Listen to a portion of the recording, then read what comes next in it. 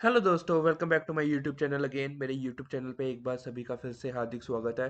तो दोस्तों, अभी मैं एक सीरीज़ शुरू करने लगा हूँ। इस सीरीज़ में मैं बताऊंगा कि हमारे पास इंडियन मार्केट में स्पेसिफिकली सेव करने के लिए या इन्वेस्ट करने के लिए क्या क्या डिफरेंट ऑप्शंस अवेलेबल हैं और हमें क्या क्या प्रेफर करना चाहिए, और उनको उन ऑप्शंस को यूज़ करने के लिए बेसिकली हम कौन कौन सी जो एप्स है बेसिकली उनका यूज़ कर सकते हैं। तो प्लीज़ इसको पूरा देखिएगा। अगर आपको वीडियो पसंद आए तो प्लीज़ उसको लाइक भी कीजिएगा। अगर इस चैनल को आपने अभी तक सब्सक्राइब नहीं किया है तो प्लीज़ चैनल को सब्सक्राइब कर लीजिए। तो आइए सबसे पहले हम शुरू करते हैं लिस्ट को लेके। तो हमारे पास इन्वेस्टमेंट करने के लिए या सेविंग करने के लिए स्पेसिफिकली मैं सिर्फ इसमें इंडियन मार्केट की ही बात करूंगा। तो उसमें कुछ ये जो हमारे पास ऑप्शंस हैं वो अवेलेबल हैं। लो और मीडियम रिस्क में की मैं अगर बात करूं तो उसमें सबसे पहला जो ऑप्शन हमारे पास आता है वो बैंक एफडी या बैंक आरडीज का आता है। मगर आज की डेट में जैसे कि हम सभी जानते हैं, जो बैंक एफडीज और आरडीज का जो रेट ऑफ इंटरेस्ट है वो बहुत ही कम है। तकरीबन 4.90 से लेके ये कुछ 5.50 के बीच में चल रहा है, जो कि इस वक्त जो है इन्फ्लेशन को भी कवर नहीं कर रहा। जी हाँ दोस्तों, अगर मैं इन्फ्लेशन की बात करूं तो ऑलमोस्ट 6% के करीब इन्फ्लेशन होती है। अगर हम 6% के करीब भी इन्फ्लेशन को लेके चलते हैं तो ये जो बैंक एफडी या बैंक आरडी है हमें उतना भी रिटर्न पर ईयर एनुअली नहीं देता।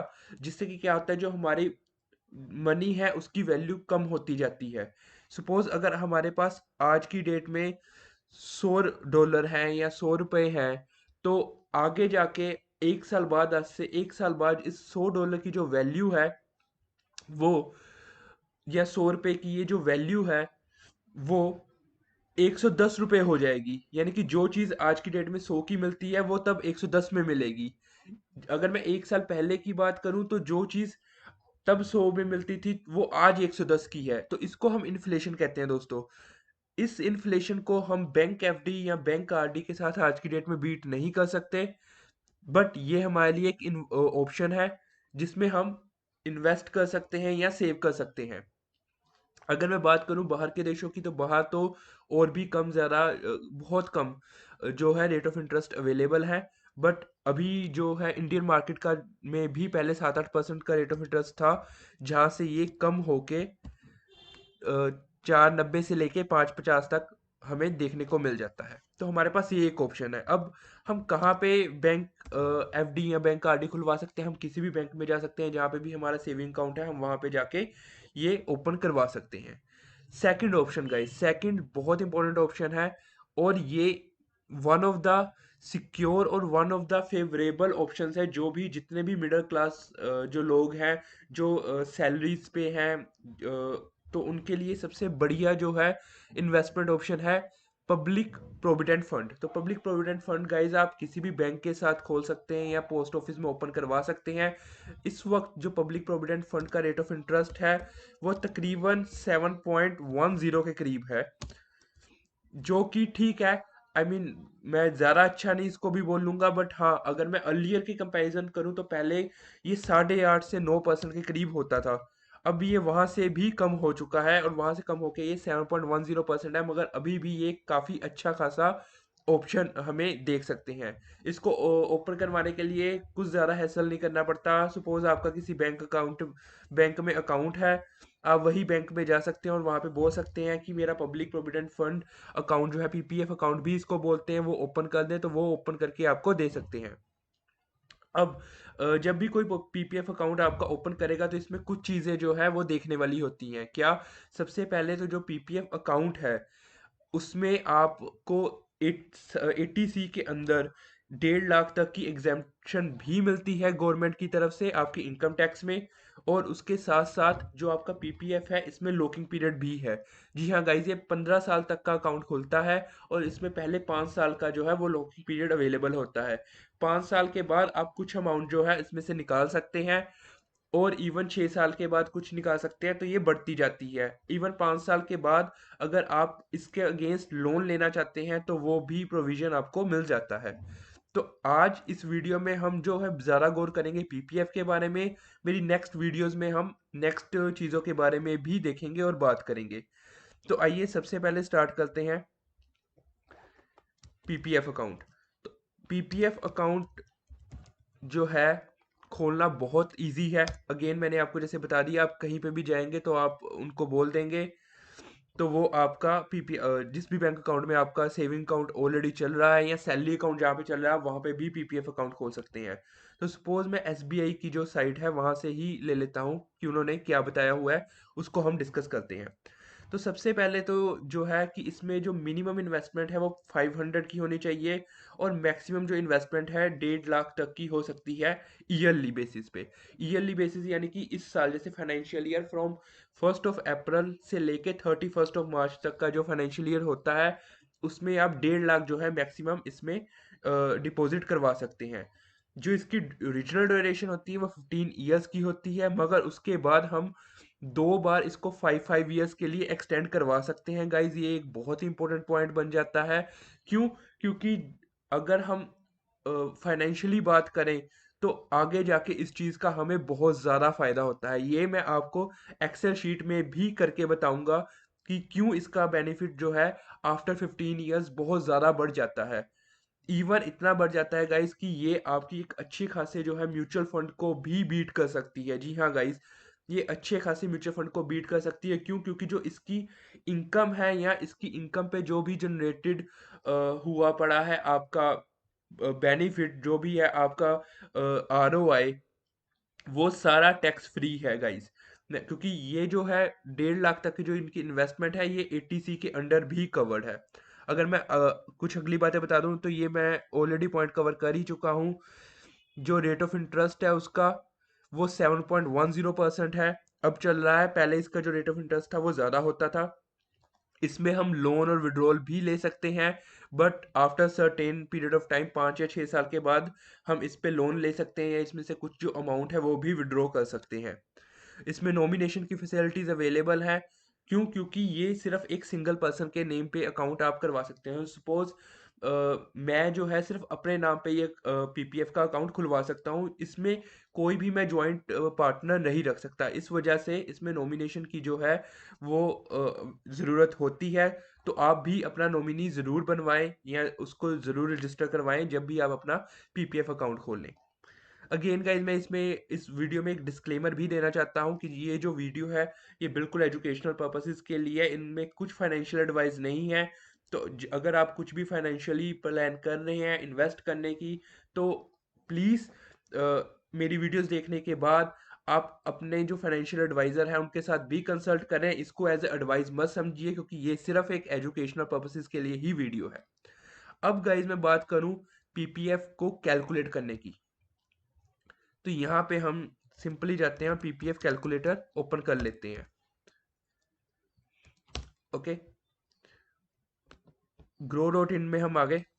नॉर्मल एक वेबसाइट है। तो सपोज गाइज मैं बात करूं तो ईयरली इन्वेस्टमेंट, तो ईयरली इन्वेस्टमेंट मतलब आप हर ईयर कितना इसमें इन्वेस्ट करना चाहते हैं। तो मैं अगर मैक्सिमम लगा के चलता हूँ कि 1.5 लाख आप इन्वेस्ट कर रहे हैं, 1.5 लाख साल का मतलब मंथ का तकरीबन 12,500 बन जाता है। तो अगर आप कंसिस्टेंटली 1.5 लाख साल का इन्वेस्ट कर रहे हैं,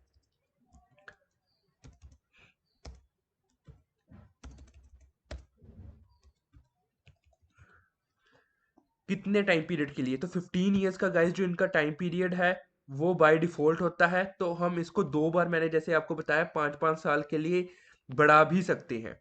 तो सपोज आपने 15 साल जो है अच्छे से इन्वेस्ट किया बिल्कुल शिद्दत के साथ, बिना कोई जो है ईयर को मिस किए हुए, हर ईयर 1.5 1.5 लाख जो है इन्वेस्ट किया 15 साल तक, आपका रेट ऑफ इंटरेस्ट था 7.1% का। तो आप देखिए कि जो मेच्योरिटी वैल्यू है वो कितनी बढ़ जाती है। मैच्योरिटी वैल्यू जो है आपकी बन जाएगी आफ्टर 15 ईयर 40,68,209 रुपीज, जिसमें से आपने 22.5 लाख जो है वो इन्वेस्टेड अमाउंट डाली है, और 18 लाख का उस पे आपने जो है इंटरेस्ट है वो अर्न किया है। उसके साथ जो आपकी मेच्योरिटी वैल्यू है ये बन जाएगी। तो suppose after the age of 15 years आपने काफ़ी अर्ली, मैं ये मानता हूँ, स्टार्ट कर लिया था, 25 26 की उम्र में आपने स्टार्ट कर लिया था। तो एट द एज ऑफ 40, और अभी इस वक्त जो आपकी एज है वो 40 41 के करीब है, और आप इसको और नेक्स्ट 5 सालों के लिए कंटिन्यू कर सकते हैं। तो गाइज अगर आप नेक्स्ट 5 साल के लिए इसको कंटिन्यू कर पाते हैं तो देखते हैं आफ्टर 20 ईयर्स, यानी कि टाइम पीरियड जब 20 ईयर्स का हो जाएगा तो क्या आपकी अमाउंट होगी। तो आपकी जो मेच्योरिटी वैल्यू होगी वो तकरीबन 66.5 लाख के करीब होगी गाइज, जो कि टोटल इंटरेस्ट आपको पड़ जाएगा 36.5 लाख का। आप देख सकते हैं आपकी इन्वेस्टेड अमाउंट सिर्फ 30 लाख ही हुई है, जो कि 5 साल पहले थी 22.5 लाख। बट इसमें जो आपकी मेच्योरिटी वैल्यू है वो बहुत ही तेजी से बढ़ी है। ठीक है, अगर सपोज गाइज आप उसके बाद भी नेक्स्ट 5 ईयर्स के लिए इसको एक्सटेंड कर सकते हैं, तो एक बार चेक करते हैं जो आपका जो सम है वो 1 करोड़ से ऊपर हो जाएगा। जो मेच्योरिटी अमाउंट है आपकी वो 1 करोड़ 3 लाख से ऊपर हो जाएगी गाइज, और ये बिल्कुल टैक्स फ्री अमाउंट है। सबसे बड़ी बात इसमें ये है पीपीएफ में कि ये रिस्क फ्री भी है। रिस्क फ्री क्यों है? क्योंकि पीपीएफ जो अकाउंट है इसमें हमें जैसे एक एफडी में होता है कि ये बिल्कुल सेफ है, बिल्कुल सिक्योर है और उसमें हमें 5% का या 5.5% का रेट ऑफ इंटरेस्ट मिलता है, वैसे ही ये भी बिल्कुल सिक्योर है और ये जो है ये फिक्स्ड रेट ऑफ इंटरेस्ट है जो कि हमें मिलेगा ही मिलेगा। इस वजह से गाइज जो पीपीएफ की वैल्यू है, जो पीपीएफ की इंपॉर्टेंस है वो बहुत ज़्यादा बढ़ जाती है। इसमें जैसे 25 साल के बाद आपने देखा कि जो मेच्योरिटी अमाउंट है वो बढ़ के 1 करोड़ 3 लाख हो गई, जबकि आपकी इन्वेस्टेड अमाउंट इसमें अभी भी सिर्फ 37.5 लाख की ही है। और जो टोटल इंटरेस्ट आपने गेन किया है वो तकरीबन 65.5 लाख का किया है। तो इस वजह से अगर मैं देखूं तो जो पीपीएफ जो अकाउंट है वो बहुत एक बेटर ऑप्शन है in the comparison with RD या एफडी से। क्यों? क्योंकि वहां पे हमें सिर्फ 5 या 5.5% का रेट ऑफ इंटरेस्ट मिलता है और उन पे जो इंटरेस्ट हम अर्न करते हैं वो भी टैक्सेबल होता है। बट यहाँ पे जो भी आप इंटरेस्ट अर्न करते हैं वो बिल्कुल ही टैक्स फ्री है। अब सपोज अगर आप 25 साल के बाद भी नेक्स्ट 5 ईयर्स के लिए इनको कंटिन्यू कर पाते हैं और 30 ईयर्स तक इसको ले जाते हैं, तो गाइज आप अमाउंट देखिए, 1.5 करोड़ से ज़्यादा जो है इसकी मेच्योरिटी वैल्यू हो जाएगी, तकरीबन 1 करोड़ और 53 लाख से भी ज़्यादा ऊपर होगी, जो कि बिल्कुल टैक्स फ्री अमाउंट है। और गाइज आपको एक अच्छी खासी जो है सम देखने को मिल जाएगा। तो ये एक ऐसा सीक्रेट है जिससे पीपीएफ में हम 12,500 मंथली इन्वेस्ट करके एक अच्छा खासा जो है लमसम अमाउंट अपने लिए तैयार कर सकते हैं आफ्टर आफ्टर 30 ईयर्स। सपोज अगर आप कहते हैं कि आप 12,500 जो है पर मंथ नहीं निकाल सकते या नहीं डाल सकते, आप जितना भी डाल सकते हैं। सपोज अगर आप लॉन्ग टर्म के लिए इसमें 10,000 या 5,000 रुपये भी पर मंथ डालते हैं तो भी आप देखिए कि 30 साल में वो तकरीबन 5,15,000 से ऊपर आपकी वैल्यू बना देगा, जो कि आपके लिए एक अच्छी खासी अमाउंट हो जाएगी। ये मैंने ईयरली बताया है, ये तो ईयरली डल गया है। तो इसको हम डालते हैं 60,000। तो 60,000 अगर हम ईयरली इन्वेस्ट करते हैं, यानी कि 5,000 रुपये सिर्फ महीने की अगर मैं बात करूं, तो भी जो मेच्योरिटी वैल्यू है वो तकरीबन 61 लाख प्लस हो जाएगी, और जो कि बिल्कुल टैक्स फ्री अमाउंट है। और ये एक ऐसी अमाउंट होगी जिसमें आपको म्यूचुअल फंड जैसा रिस्क नहीं लेना पड़ेगा या स्टॉक मार्केट जैसा रिस्क नहीं लेना पड़ेगा। इसीलिए जो है ये सबसे पहली इन्वेस्टमेंट और या सेविंग ऑप्शन मैं मानता हूँ किसी भी जर्नल ह्यूमन बीइंग के लिए जो इंडियन मार्केट में इन्वेस्ट करना चाहता है, उसके लिए सबसे बेस्ट ऑप्शन है सबसे पहले कि पीपीएफ में इन्वेस्ट करना, क्योंकि ये सबसे लो रिस्क इन्वेस्टमेंट ऑप्शन है और इसमें जो रेट ऑफ इंटरेस्ट मिल रहा है वो बहुत ज़्यादा अच्छा है अगर मैं इसको कंपैरिजन करूं बैंक एफडी या बैंक आरडी से। अब गाइज नेक्स्ट वीडियोस में मैं बात करूंगा कि नेशनल सेविंग सर्टिफिकेट में क्या ऑप्शंस हैं या पोस्ट ऑफिस स्कीम में हमारे पास क्या ऑप्शंस मिल जाती हैं। तो हम ये चीज़ें नेक्स्ट जो है वीडियोस में वो डिस्कस करेंगे। सबसे पहले हमें इस वीडियो में ये पता चला कि जो पीपीएफ है ये एक लो रिस्क इन्वेस्टमेंट है जिससे हमें एक अच्छी खासी वेल्थ जो है वो जनरेट कर सकते हैं for the longer period of run. तो गाइज इसके साथ मैं ये वीडियो खत्म करने जा रहा हूँ। अगर आपको वीडियो अच्छी लगी हो तो प्लीज़ इसको लाइक कीजिएगा। अगर आपने चैनल को अभी तक सब्सक्राइब नहीं किया है तो प्लीज़ सब्सक्राइब कीजिएगा। और ये सीरीज़ जो है मैं कंटिन्यूसली डालूंगा तो प्लीज़ इसको स्किप मत कीजिएगा। और अगर आप एक अच्छी खासी वेल्थ जनरेट करना चाहते हैं अपने लिए तो प्लीज़ इस सीरीज़ को कंटिन्यू कीजिएगा। अगर कोई भी क्वेश्चन हो दोस्तों तो कमेंट कीजिएगा। इसके साथ मैं वीडियो ख़त्म करता हूँ। धन्यवाद।